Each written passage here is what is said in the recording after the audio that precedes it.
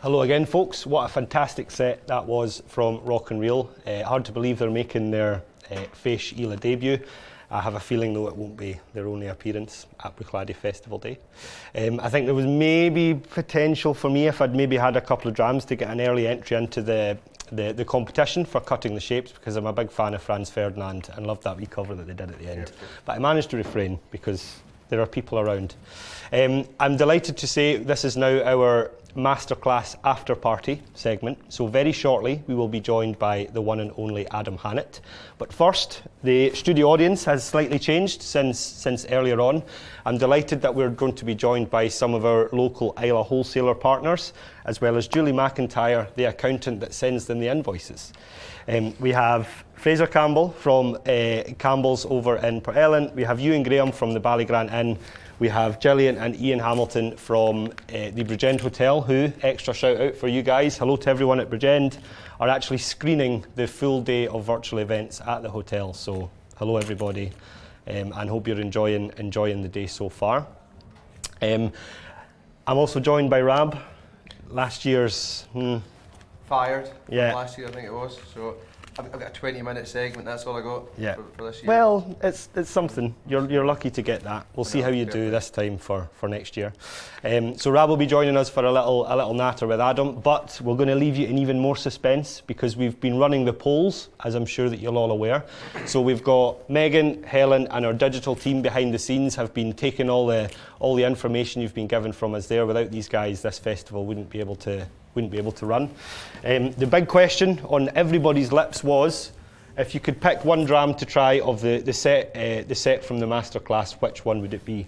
So dram number one was, of course, that vatting of the two festival bottles.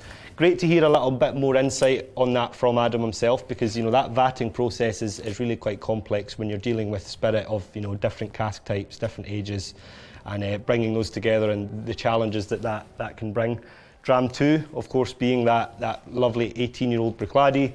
Then there was that 30-year-old Bruichladdich as dram number 3. Dram 4 was the 18-year-old Port Charlotte. Dram 5, the 18-year-old Octamor. No surprises that one got the most votes on the poll. And then that 6th dram, of course, being the Rye, which generated a lot of interest as well. So not too many surprises there, I guess. Thanks everybody for sending those answers in. Great to see what everybody's thoughts on the 6 drams were. I think I've left everybody waiting long enough now. I think it's time. Yep. Let's give a very warm welcome to Bruichladdish's very own rock star, Adam Hannett.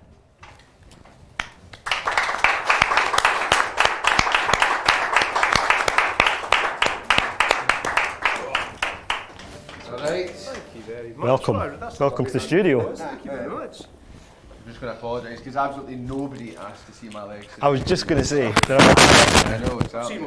We need a bigger table. I know, exactly. So, Good. It's that was an incredible experience. Yeah. To have all those people in that. We just built casting there for the last 3 years, and now all of a sudden you've got 250 people. It was quite something. Thank you.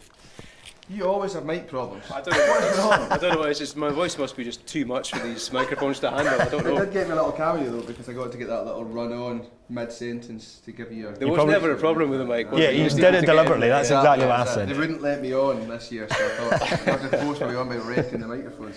Yeah. So just what you're saying there, it was like I was up for the first 20 minutes of it, and it's just an atmosphere, isn't it? It's just like, it was just buzzing the place, which was great, because we can do all these virtual ones, which we love, but to actually get folk back on the site was great. So yeah, how have you been feeling the last kind of few days leading up to like? I'll be honest, there was some nerves.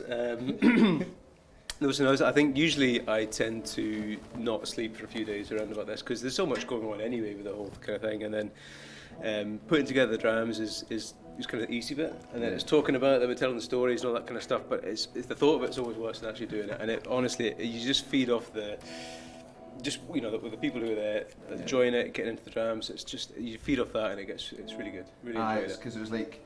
I think you come on and started off and you see the energy starting to build, and then by the end of it you're like basically dancing across the stage. Like but I suppose... We could have done another hour. It would have been great. Yeah, absolutely. Exactly. And in fact, how far over were you? I think you were, what, 10, 15 minutes over? We started late though, so... You were pretty spot on with that, I think. Not bad. Yeah, Sorry, did very well. I'm in charge of timekeeping. Don't worry, I'll keep him in check. Somebody's got to. But, so we've got a little dram, and everybody actually in here just now has got a dram of the festival balls. So I've got the 1 point. You've got the point 1, I've got the point 2. And you've got the point 2. Excellent. So, and I think one of the festival bottles was these combined. Yeah, well, I'll be honest again, we've got 6 drams for the Masterclass. Don't kind of go over that, and I thought, there's so many good drams in the warehouse, how do we get 2 festival bottles in? And the whole kind of point of it was, with the festival bottles, is about blending, it's about kind of bringing all these different components of Bruichladdich, Port Charlotte and Octomore together.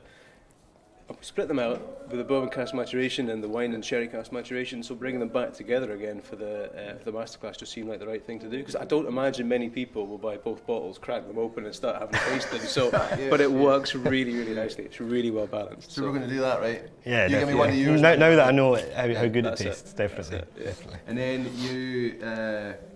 you had an 18-year-old. Yeah. Which really got my attention big time. I think it did in the polls as well, right? Yeah. The Octomore in particular was. Yeah. So what, like, and there'll be other people asking questions, but I'm just going to, while I've got you. No, go for it. So what when you're, obviously the festival bottles is a focus, and that's what you did this year. You combined the two. What's your process for, like, when you're in the headspace, you're in the warehouse, you're looking at what you're going to present to the guys on the day. What's your process for picking what they're going to be? Well, I mean, I could be flippant and just say it's what we're working on at the time and we'll just do that, but sometimes it kind of is, because we're always working and looking at something, there's always a new product or a new expression, or again, particularly with the Bruichladdich, Port Charlotte and Octomore, like kind of exploring that 18-year-old kind of thing. It was really nice to see how that spirit is developing. So some of the things we're working on at the time, we'll make it into the rye, for example, is a project we're kind of looking at and monitoring really closely as it's kind of developing. So it's something really nice to be able to share with the things that are going on behind the scenes. I think that's with the Masterclass, that's a nice thing to be able to do, I think. Yeah, and then because there's been some in the past where we've maybe not quite been working on it, thinking about a release, but then something's appeared in the Masterclass that's then, like the OBA, for instance. The OBA, yeah. I think that was an outside influence that pushed that one, wasn't it? It was, yeah. Well, that was one that was just, again, fun to create. So again, that's the other side of it. Things we're working on, obviously, you kind of want to share that behind the scenes thing, but also there's just some amazing casks out there. And actually, when you start kind of playing and looking at what you can do, you just create amazing things and go, do you know what? Let's do it. And yeah, like you say, that led to the OBA, that led to that release, which was really exciting to have that kind of interactive kind of blending experience, if you like, although it was over a few years, but it was good, So when's that Octomore coming out then? Next week. The Body Hall will be working overtime to get that done today, and all these photo of t-shirts on by like next week. Like, we want the Octomore. Well, this is it. But again, with that Octomore, I mean, it's a beautiful dram. It's really a unique flavour profile. That smoke is so kind of dominant in it, but still really well balanced. The flavours, really cereal notes coming through. But I think we've only got 3 casks of it. It's a really, really unique, rare thing, and so we'll just keep watching it go, because that was kind of the point of doing the Port Charlotte and Octomore at 18, because we've never seen that before. So actually being able to kind of watch that whiskey develop and share it with people was a nice thing. So we'll keep it there, see what it's like at 20. Absolutely. Nice. I'm talking about questions. Any questions? Yeah, actually, on the subject of that wasn't one of the ones I'd selected, but I think nice wee segue. Jens Frameth, hi Jens, a good friend of the distillery, has asked if, this was Michael Morrow, sorry Jens, I'm not asking your question this time. The 18-year-old Octomore, was that by any chance leftover stock from the 2.2? That's a good question. I don't know if it was leftover stock. No, it was. It may have been used for the 2.2. I don't know. I'd have to go back and look at the 2.2. Fair enough. But no, it's stock 2004 stock that we had sitting back in the warehouse there. That was, 3 casks of it. That we just thought, nice to have a wee taste of. Brilliant. So thank you, Michael, for that one, and sorry again, Jens.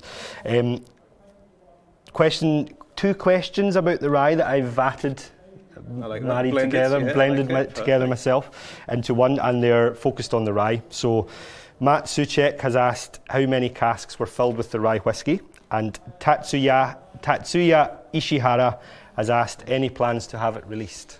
So good question. The first one, the first batch of rye we did was really small. So I think, from memory, Andrew Jones had provided, it was about 12 tonnes once it was dried of rye, so it was really small. We filled, and again, because we didn't have faints or anything like that, we were kind of creating all of those faints through the distillation process.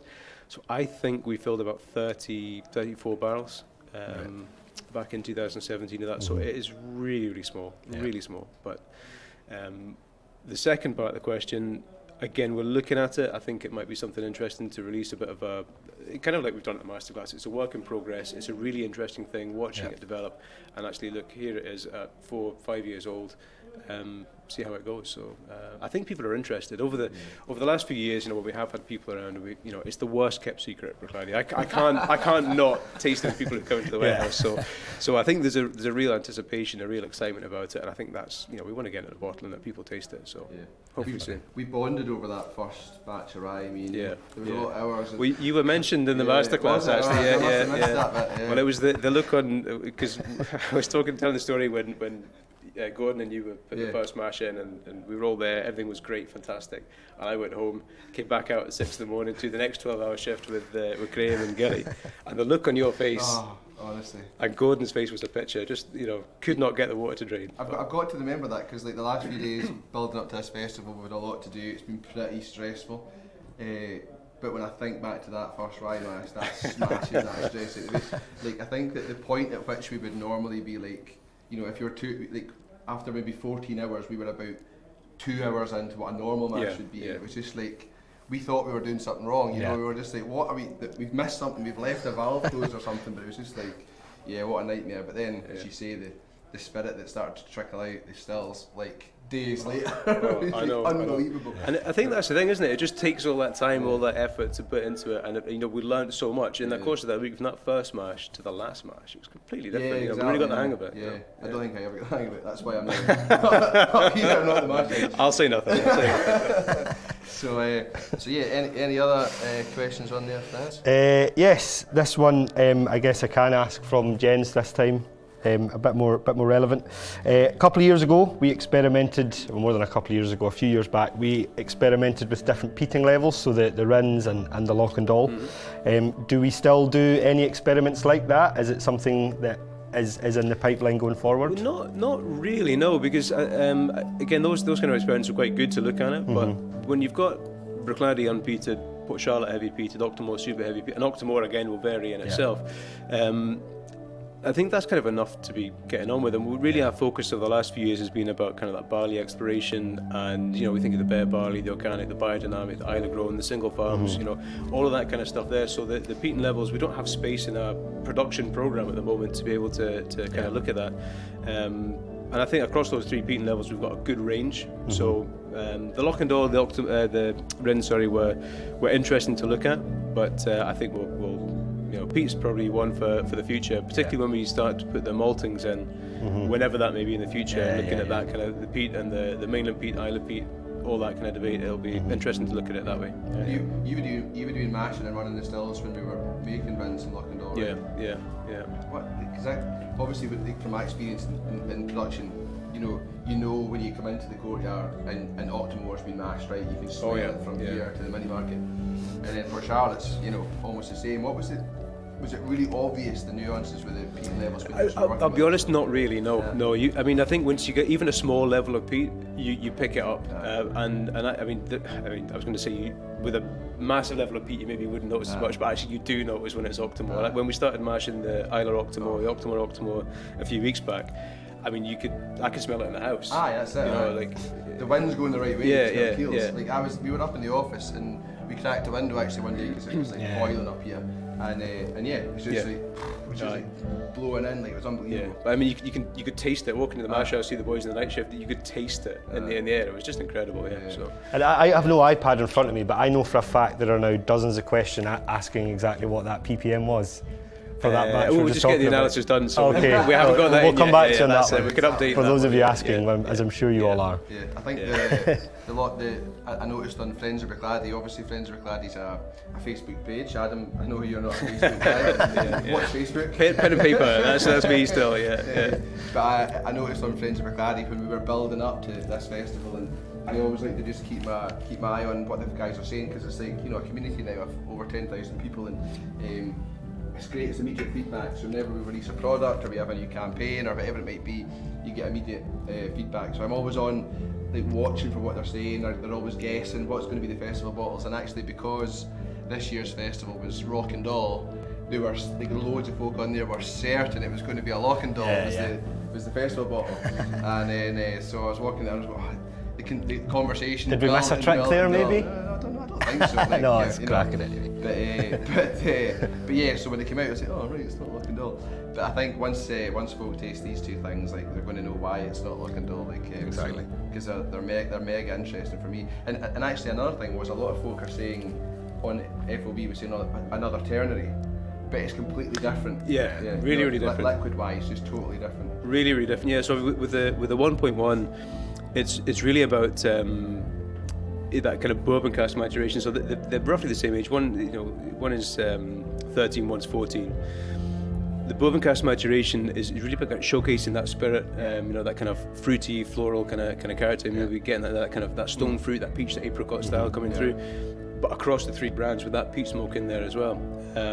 Whereas the cask exploration on the 1.2 is sherry, it's wine cask, it's a bit deeper, it's a different take on it. But there's other aspects to it as well, like having the only using Islay grown spirit for the 1.1. So there's nice little touches like that, lots of different lenses of looking through it. But the ternary again was across different vintages, across different decades, across different. This is all of the same kind of vintage, all of the same kind of thing, and completely different whiskies. Yeah. I don't think it was just a psychological thing, because I've convinced myself now that every time I have an Islay barley, there's like a little saline note in there.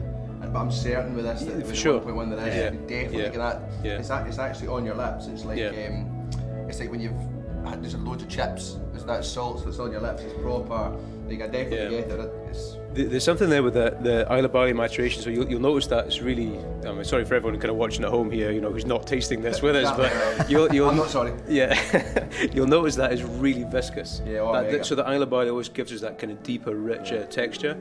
And you get a similar kind of viscosity on the 1.2, but it's different. It's from the wood. It's from the cask. It's a really different kind of style, but it's noticeable. And on the 1.1, it's really just from that Islay grown barley and that salinity, that marine, that ozone note that's coming through. It's all that Islay grown maturation. It'll be interesting to see how the ppm does come out when that analysis is done, because it's like to me it's almost like like not quite so much the Port Charlotte, the newest Port Charlotte Islay barley, but Port Charlotte Islay barley 2012.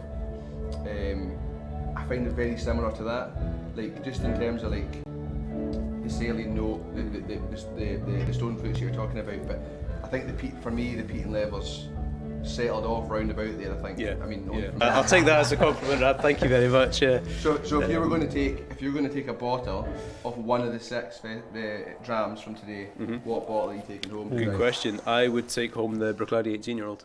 Would you really? Yeah. And again, you're up to some stiff competition. Bruichladdich 30-year-old is pretty rare stuff, isn't it? We rum cask maturation in there as well. Okay. So there's a lot of really interesting stuff. But that 18-year-old Bruichladdich, again, because I was kind of relating that to kind of my story. I've been here 18 years and all that kind of stuff. But take the sentimentality out of it, it's just awesome. Bruichladdich at that age, it's just absolutely awesome. I think for me, like there's been a few belters of Bruichladdich back over the years. Round about the 16, the 22.